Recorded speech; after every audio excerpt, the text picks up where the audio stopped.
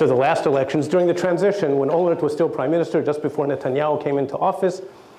And the story is that some guy comes up to the prime minister's residence in Jerusalem and knocks on the door. And Olmert's wife, Eliza, answers. He says, "Hi, good morning. I'd like to see the prime minister, please." He says, "Well, you know, he's not really prime minister anymore, and in any event, he's not home." Guy says, "Thank you very much," walks away. 15 minutes later, he comes back, knocks on the door. She answers. He said, "Hi, I'd like to see the prime minister, please." She said, "I told you, he's not really prime minister anymore, and in any event, he's not home." "Thank you very much," walks away. 15 minutes later, the same guy comes, knocks on the door, and she answers. He said, "Hi." He said, "Tell me, what are you, stupid? Don't you understand he's not the prime minister anymore?" He said, "Yeah, I understand. It's just so good to hear it."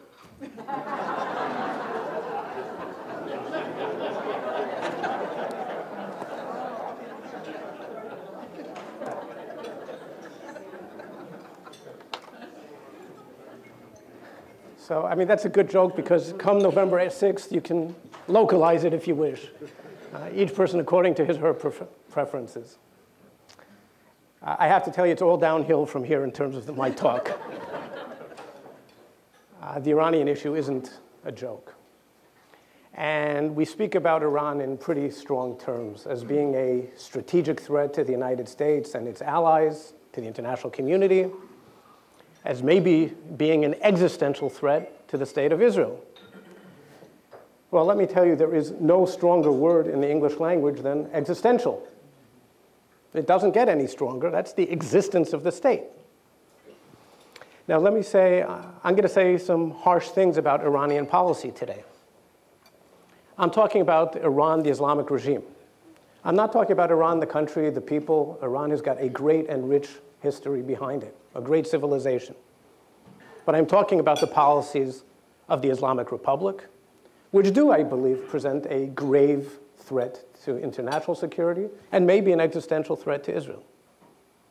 I'll explain why I'm saying maybe in a few minutes. And I will obviously focus on the nuclear issue today, but the Iranian threat is far broader than just the nuclear issue. That's the one we're all focused on. But Iran has also become a primary player, I would say a negative player in Iraq. Iran is the primary supporter of the Syrian regime today, just about the only foreign country providing support to a regime which is killing thousands of its people.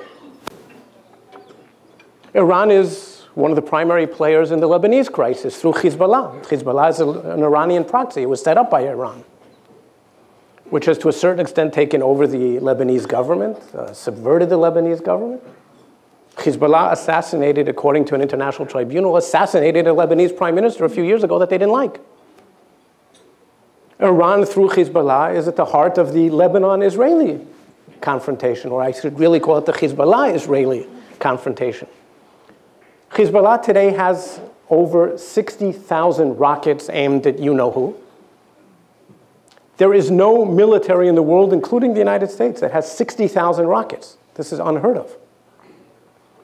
And if and when the next round between Hezbollah and Israel takes place, and I think sooner or later there will be another round, 60,000 rockets. We've never faced a threat like that. And it goes beyond that.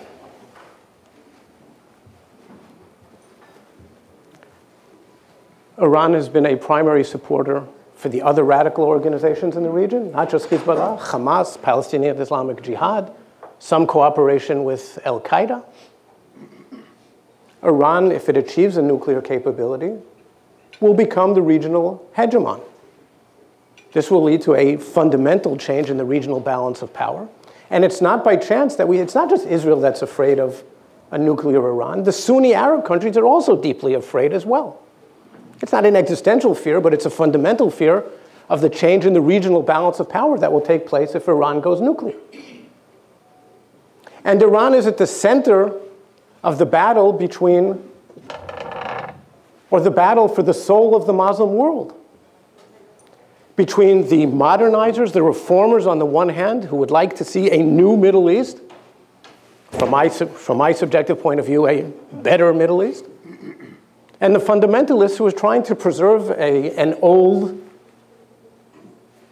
I would call it medieval order a way of life which is based on poverty, on backwardness, and is shrouded in a totalitarian, or in this case, fundamentalist darkness. And Iran is at the center of the conflict, and there is a conflict which has been going on between the Muslim world and the West in recent decades. And this is a conflict which is played out both on the strategic levels, but it is also very, very much a conflict on the normative level. Some people call it a clash of civilizations, a clash of religions. It's certainly a clash of values between a West which enshrines the values of life, liberty, and the pursuit of happiness in this life, and a form of extreme Islam. This isn't true of all of Islam, but a form of extreme Islam which does not share those values and certainly doesn't share the right to the pursuit of happiness, or certainly a right to life. Not in this life. You can pursue happiness maybe in the next life, not in this one. And so you can also kill enemy civilians because they don't have a right to life. You can even kill some of your own people through suicide bombers, through the use of human wave tactics like Iran used in the Iran-Iraq war, because you don't place much of a value on life. But I'm going to talk today mostly about the nuclear issue.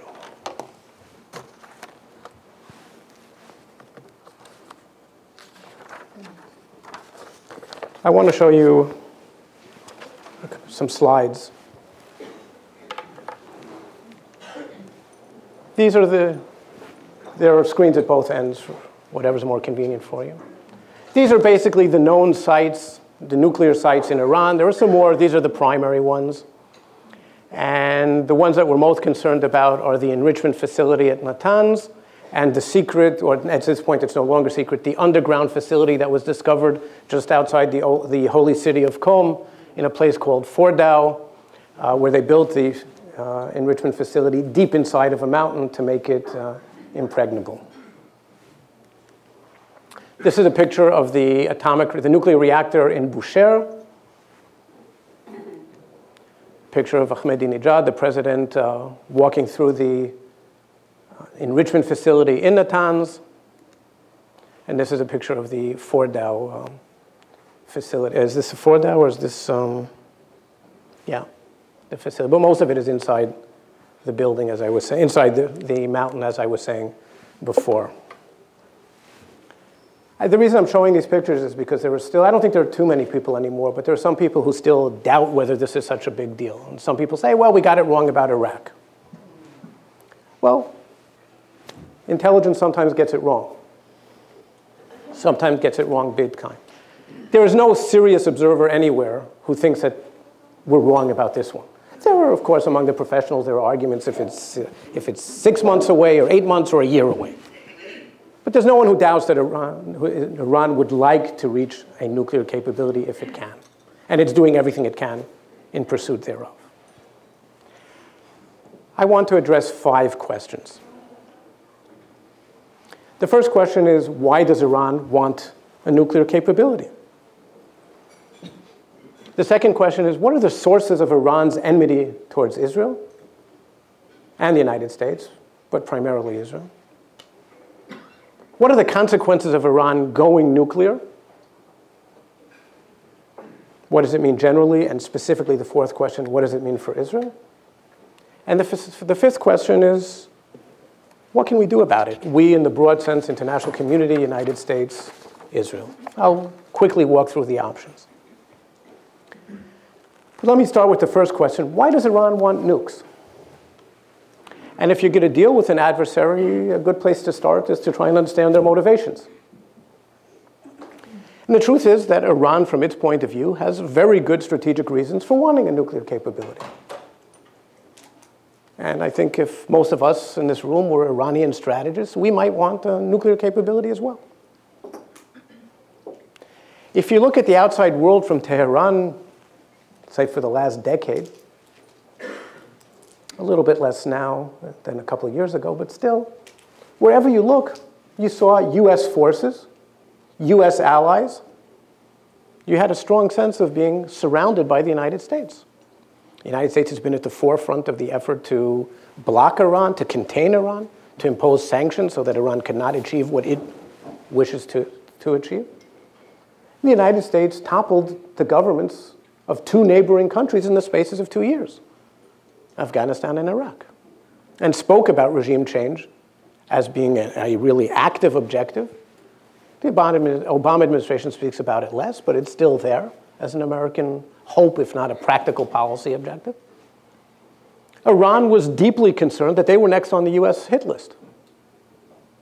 The only existential threat to the regime came from the United States. And remember, the Iranian regime, in its self-perception, is the embodiment of God's will on earth. If you're trying to overthrow that regime, you're not a good guy. So I think the primary motivation, let's say, for the last decade or so, has been the fear of the United States. Secondly, they have a long-standing fear of Iraq, their traditional and regional rival.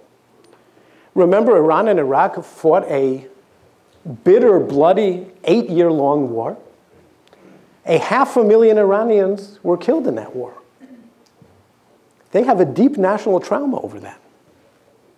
That's a side of Iran most of us are less familiar with.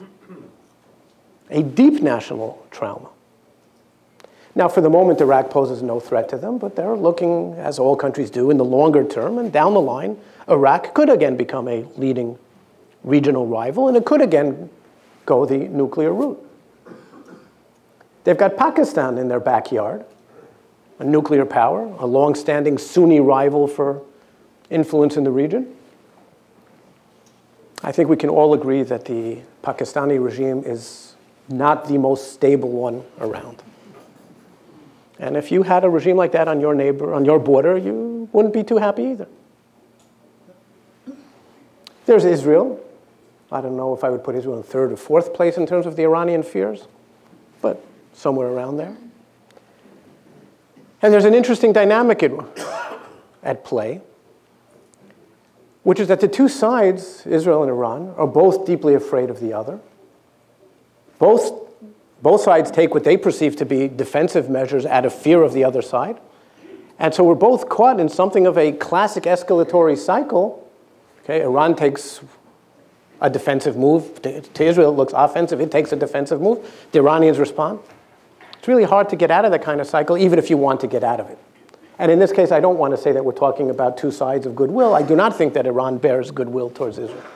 Most certainly not. So it's not an innocent cycle, but we are caught up in this cycle. And then we also have to take into account that the nuclear program in Iran has become a source of national pride, a cause célèbre, something like, let's say, what the space program was to the United States in the 60s, a matter of national pride. So it's really hard to sell a suspension to the public. And then add to that the fact that all sorts of organs within the Iranian government, such as the Islamic Republican Guards, have a vested interest in this program.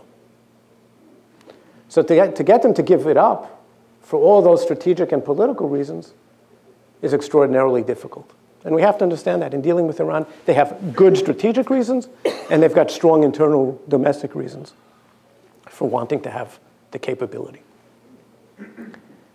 I said the second question was, what is the source of this enmity towards Israel? And I want to say, and this is a case where I can really say the enmity is one-sided. It really is. Israel, the only thing, Israel's strategic objective vis-a-vis Iran, leave us alone. You're 1,300 kilometers away, 900 miles. None of the classic components of interstate rivalry exist here. We don't have a common border to fight over, a common territory to fight over. We don't have resources we're fighting over. We don't have populations to fight over. Nothing. What it all boils down to, really, in my view, is that Iran has a fundamental theocratic objection to Israel's very existence, is committed to Israel's destruction. There are no objective reasons for this. And there's a fundamental difference in the Iranian approach towards the United States and Israel, the great Satan and the little Satan in Iranian terminology. The difference is they don't like the US, to put it mildly. But the US, if it changed its ways or mended its ways from their point of view, could redeem itself, could become a partner for some sort of relationship.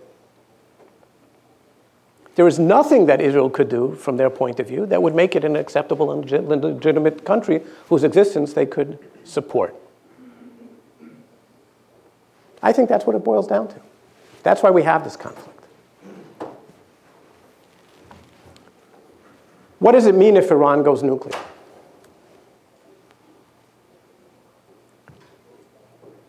Well, there are a number of things. First of all, it probably means that we can say goodbye to the nuclear non-proliferation regime. North Korea got away with it. If Iran does too, this is after Syria, Libya, and Iraq all had programs that the IAEA, the International Atomic Energy Agency, never even knew about. If Iran gets away with it, we can pretty much say goodbye to the NPT. It also means that the Middle East will probably become a multi-nuclear Middle East. Because if Iran goes nuclear, a number of additional countries probably will as well. The Saudis, the Egyptians, the Turks, maybe others. It's not by chance that we've seen in the last 2 years over a dozen, I kid you not, over a dozen Middle Eastern countries beginning to pursue civil nuclear programs. We all know what happens to civil nuclear programs in the Mideast. They have this really nasty tendency to become military nuclear programs. Now, it'll take time. The only ones who could do it quickly are the Saudis, because they could probably they've got the money to buy a turnkey capability from someone else, and they could have a nuclear weapon in a couple of few years if and when they make the decision. It'll take Egypt, Turkey, other countries longer if and when they make it. Probably 10 to 20 years if you look at world experience. But in the grand scheme of things, 10, 20 years isn't very much. And I submit to you that a multi-nuclear Middle East is a nightmare scenario that no one knows how to deal with, and it makes the US-Soviet rivalry pale in comparison, not in terms of its total destructiveness. Middle Eastern countries won't have the American or Soviet capability to destroy mankind. We're not talking those kinds of arsenals. But in terms of the decision-making complexity, we're talking countries, if it's the Arab or the Sunni countries in the region who have lousy relations with each other at best, hardly talk to each other. Many of them have no relations with Israel whatsoever, so we don't have a mechanism to talk of conflict prevention and conflict prevention. Remember, the US and the Soviet Union had diplomatic relations. There was a hotline. There were 100 different ways the countries could talk to each other. And the Soviet Union and the United States never sought to destroy the other country, to exterminate it. Both sides wanted to defeat the other political system. The Soviets never wanted to wipe out every last American and vice versa. Iran talks about Israel's extermination, and I think they truly mean it. So a multi-nuclear Middle East is a nightmare. And there's another question that the United States, you all have to ask yourselves. Can the United States, can the West live in a situation, or with a situation in which the world's energy supply is under the threat of an Iranian nuclear capability? And it's not a big deal, it's just the Western way of life.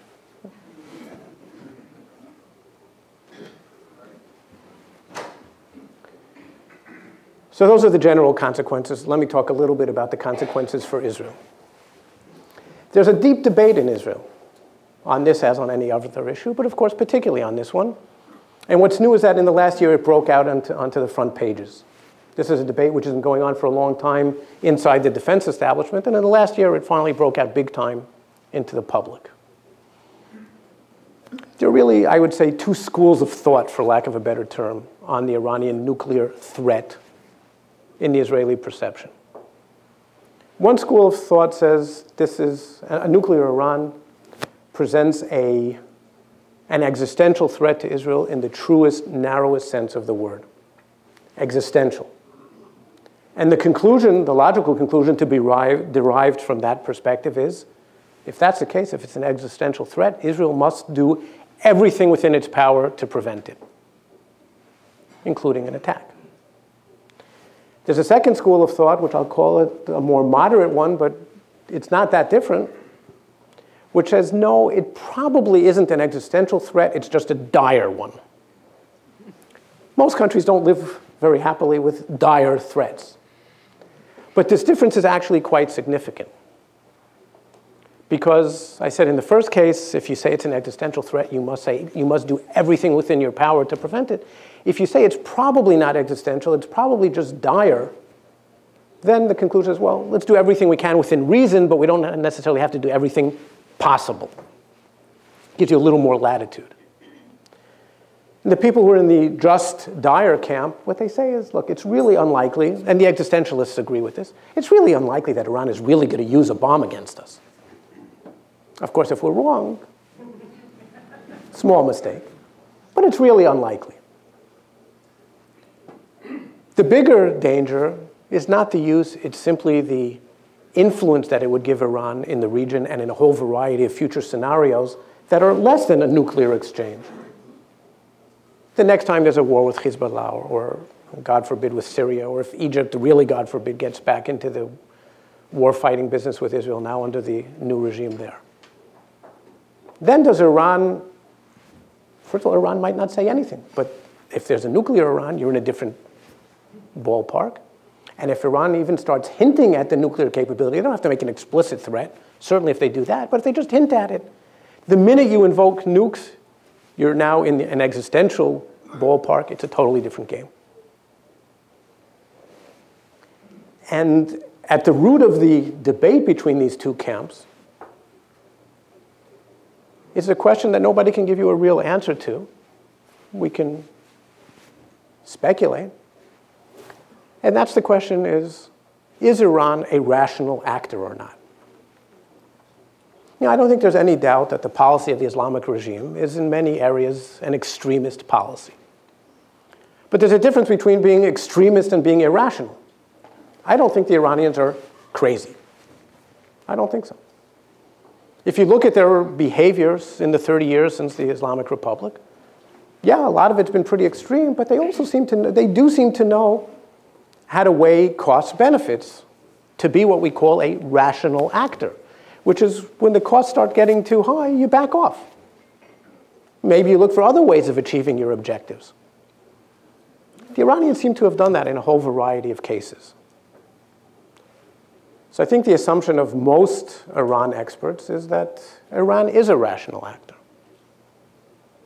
And if that's the case, they probably would not use a nuclear capability. Again, of course, if the experts are wrong, and we all know that experts are never wrong, but if they are in this case, not a good thing. And Iran has to take into account that Israel is thought, according to international reporting, Israel is thought to be a nuclear power in its own right. And in the background, you've got the United States. But are they willing to engage in a nuclear exchange just with Israel? How many people are they willing to lose in exchange for what I think for them is truly a sincere and divinely inspired objective of trying to destroy Israel? I mean, I think they're willing to devote a great deal to that.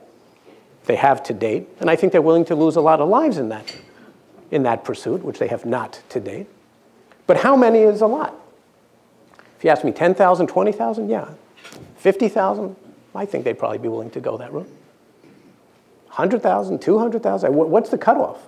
I said before, they lost 500,000 people in an 8-year-long war with Iraq, producing a huge national trauma to this day. Are they willing to do that?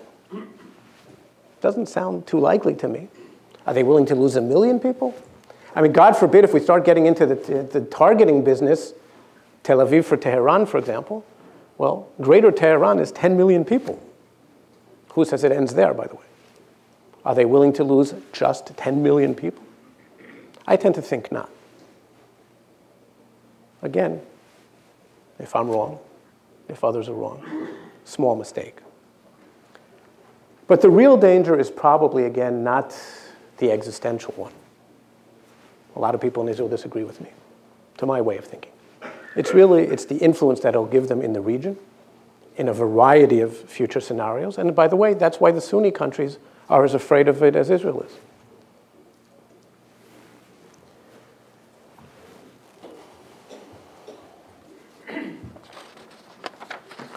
And the fifth question was, no, before that, yeah, I wanted to show you one other slide.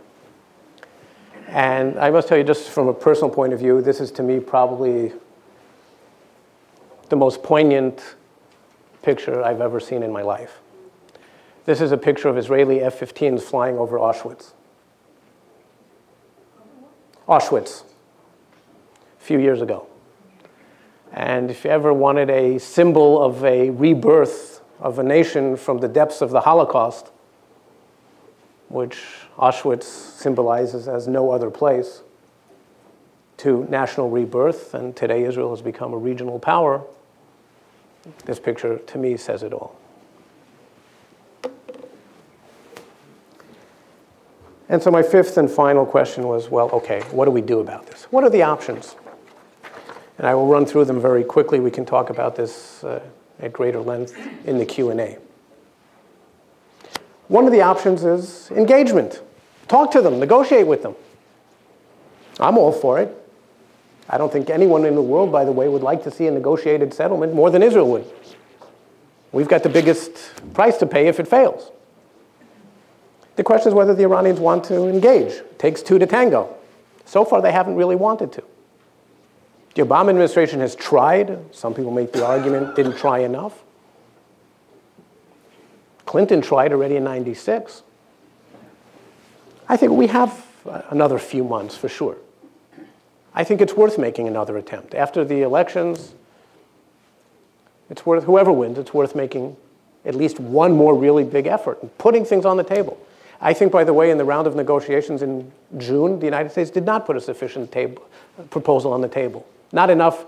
I don't think the Iranians will buy any offer, but certainly what was put on the table was not enough. I would really try and put a generous package on the table and see if we can reach an agreement.